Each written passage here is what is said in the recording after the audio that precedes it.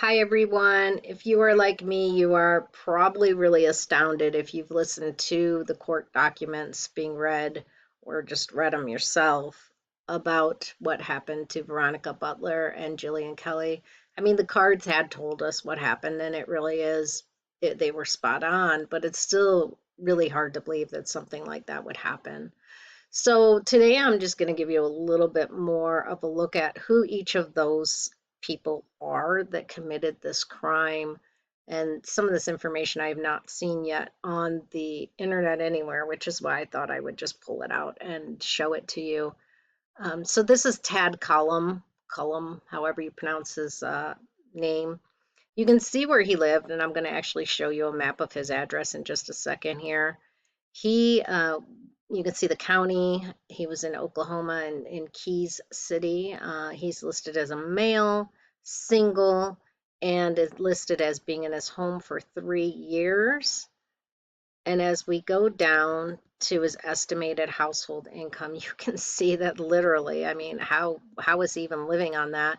20,000 to 29,000. So one of the keys here that I'm seeing is very, very low income with this group, except for possibly Kora. We'll get to her in a few seconds here.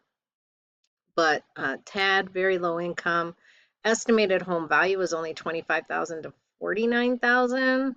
Now that could be wrong because if you go down to the census home income, we've got it listed as 30 to basically 40, 39,999. And then the home census home value was 100 to 124,000. So a little bit of difference in the estimated to what this census reported. But that is a snapshot of Tad. Go down a little bit more to his interests, his lifestyle interests. These are things that Tad would buy, and they get this information from your credit card purchases, which is why I don't like using credit cards. He is an internet purchaser. He's into general sports, and he liked, and I'll use liked in past tense, cruises and travel because Tad will not be taking any more cruises, and probably the only travel he's going to do is to prison. But that is a snapshot of Tad as a person that I have not seen so far.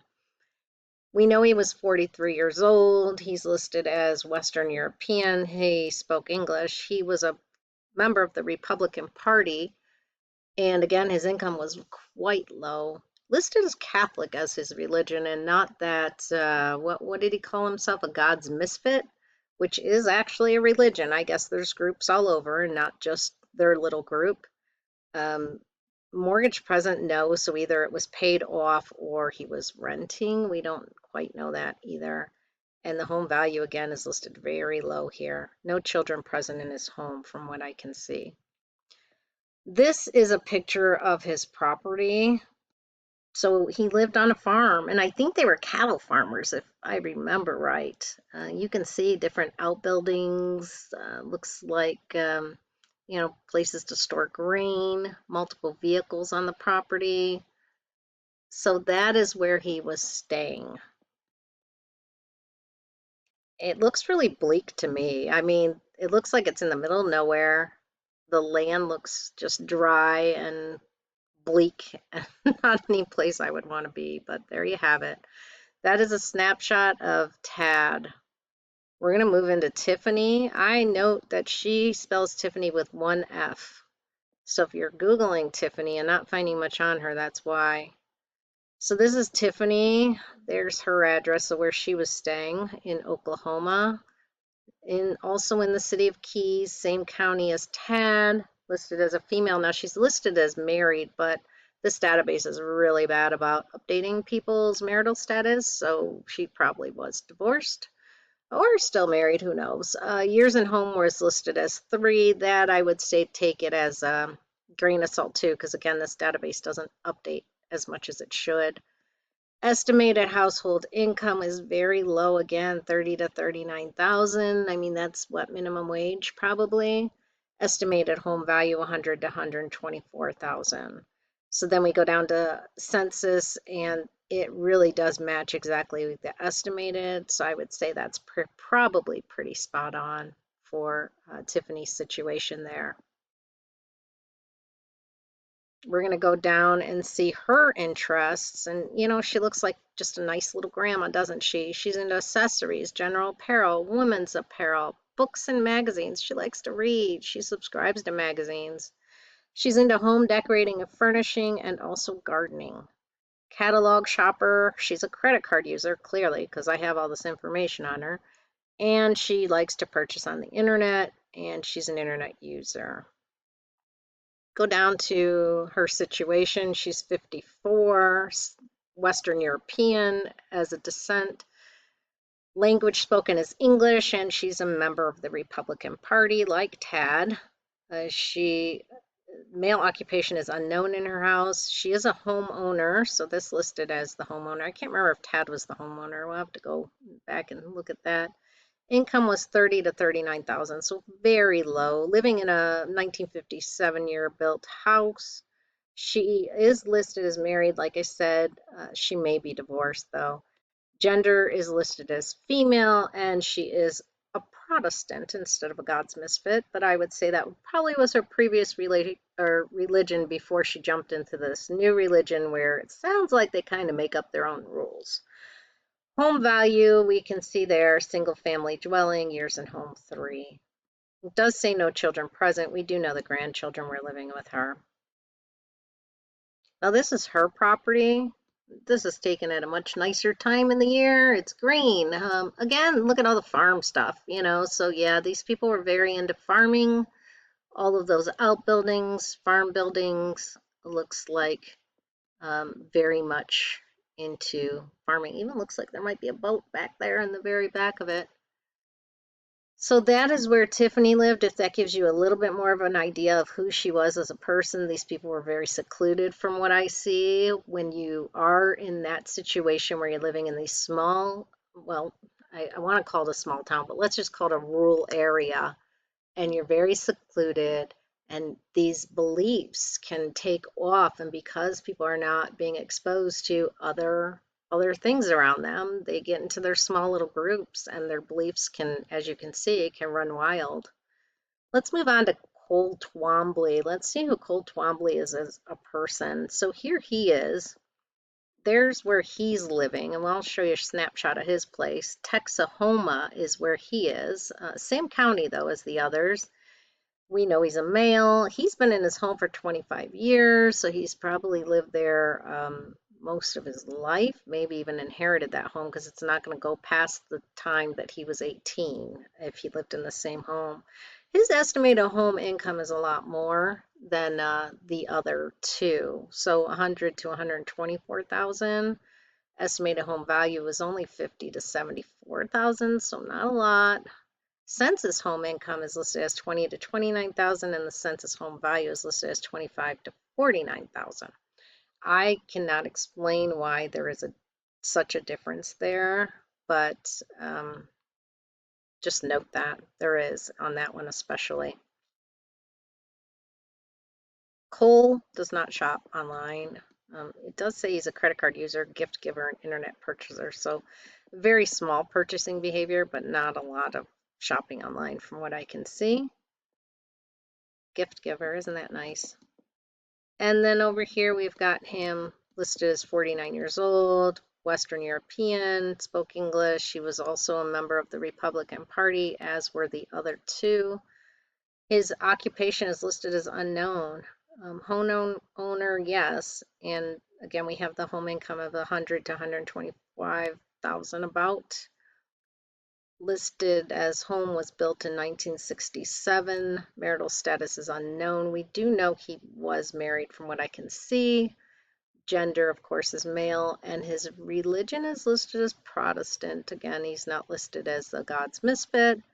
The female occupation in the home is listed as a nurse. So I question, was Kora a nurse? Mortgage present, no. So that means either the house was paid off. It does look like he was a homeowner. So it looks like the house may have been paid off. Home value 50 to 74,000, which is really low. Again, I say take some of this with a grain of salt. 25 years in that home. So again, this is a person who lived in a very rural area. And veteran present, it says yes. So was Cole in the military. You see, I put a little note, not sure about this, because the whole nurse thing kind of threw me. I want to look into that a little bit more. Oh, also, was this really his home? That's what I also was not sure about, because it kind of, if you look over, you'll see where the red dot is. And this is what came up. And some of these places are just so rural. It does say that road by the dot is 1. So I'm not sure if this is the picture of his property or not. I really am not sure on this one. But again, it's a lot of farms and it looks pretty much like everybody else out there. Okay, let's move on to Kora. This is Cora's situation. You can tell she lives in the same address with Cole. Also in Texhoma. And she's listed as a female. She's been in that home for 25 years too. So these two were married for a long time from what I can see. She is listed as married. And estimated household income is about the same, 100 to 124,000. Estimated home value is 50 to 74,000. You see the census home income is very different, 20 to 29,000, and the census home value is 25 to 49,000. So much lower than the estimated is what's listed on the census.